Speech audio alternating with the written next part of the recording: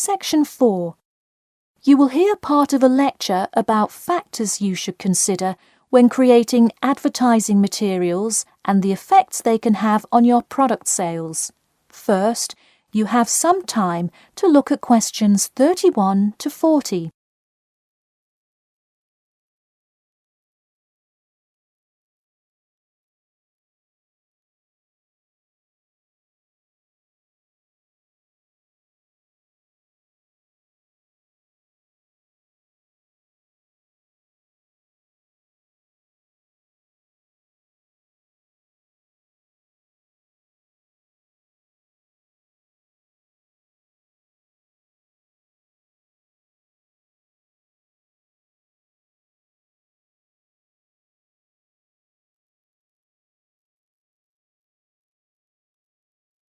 Now listen carefully and answer questions 31 to 40.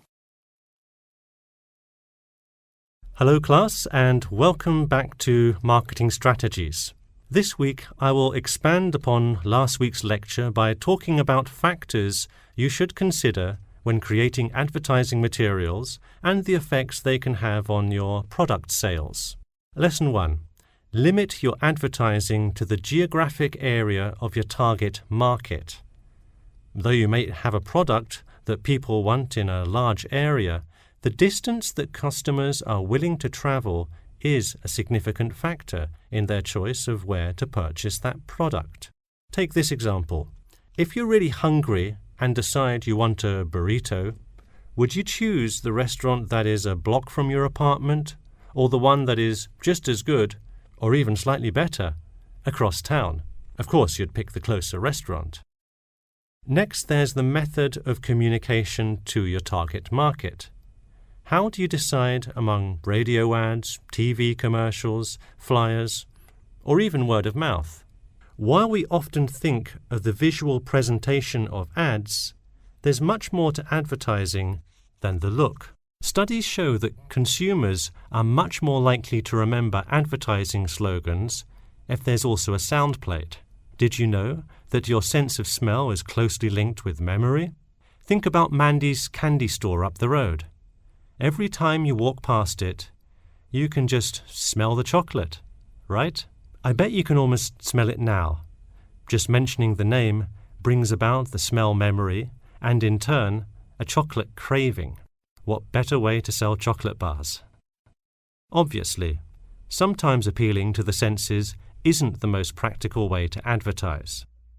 For example, it's a good idea to come up with a marketing strategy that adapts to the product, especially digital products. The flexibility of this kind of products is extremely important, so it's very common for advertisers to form one single layout for all of their ads, the visual, the medium, even the majority of the content, and simply update the ad each time they come out with a new version.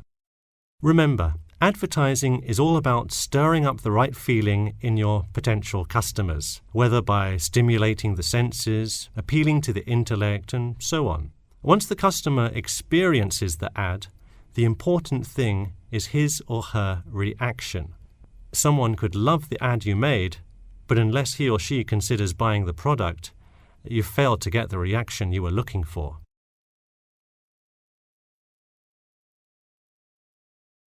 So once you have successfully reached your target customer, and you have his or her business, often you'll want to expand to a larger market. More often than not, the same marketing strategies you used in your small campaign may not work for a larger audience. The larger you scale your product, the more factors you must consider. For instance, Apple operates worldwide, so they must tailor their advertising for each market they enter. Often you'll see Apple ads on international flights that appear not only in English, which is the lingua franca of most regions, but also in the native languages of the majority of passengers. I travelled to Russia last week, and it was really interesting to see the same Nike ad that I've seen 100 times, except this time it was in Russian. Okay, going back to the medium of the advertisement Even after choosing to create print ads instead of radio announcements, television commercials, etc., there is more to consider. If you print your ad in a newspaper, it will be read by a far different audience than if you print your ad in a popular magazine. Would you put an ad for the new Justin Bieber album in a newspaper? Probably not, because that product is most suitable for youths. Let's face it, do you know anyone under the age of 25 that buys a newspaper? No. Now let's try a few strategy exercises. Imagine you're a company that is aiming to improve the environment by making products that reduce human waste. How would you advertise your product? Clearly it would send the wrong message if you put up flyers or other materials that cause lots of waste paper. Consider instead putting commercials on the Health Channel or buying ad space on websites like UNESCO. Or here's another example. What is one great place to advertise suntan lotion? How about a swimming pool? It has the exact group of people that need the product. All right, one last thing. Let's say you're filming a commercial for a water filter pitcher.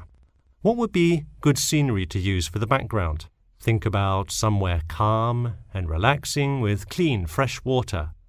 Can't you see how much more effective a commercial with the beautiful scenery and flowing rivers of a national park would be than, say, water dripping from a tap? So to wrap things up today, think about the geography of your target market, the type of marketing material you should use, and the most effective way to appeal to the customer in order to make a successful ad campaign. That is all I have for you today. Make sure to read through Chapter 8 for Monday if you have not done so already. Okay, now I'd be happy to answer any questions you may have. That is the end of Section 4. You now have half a minute to check your answers.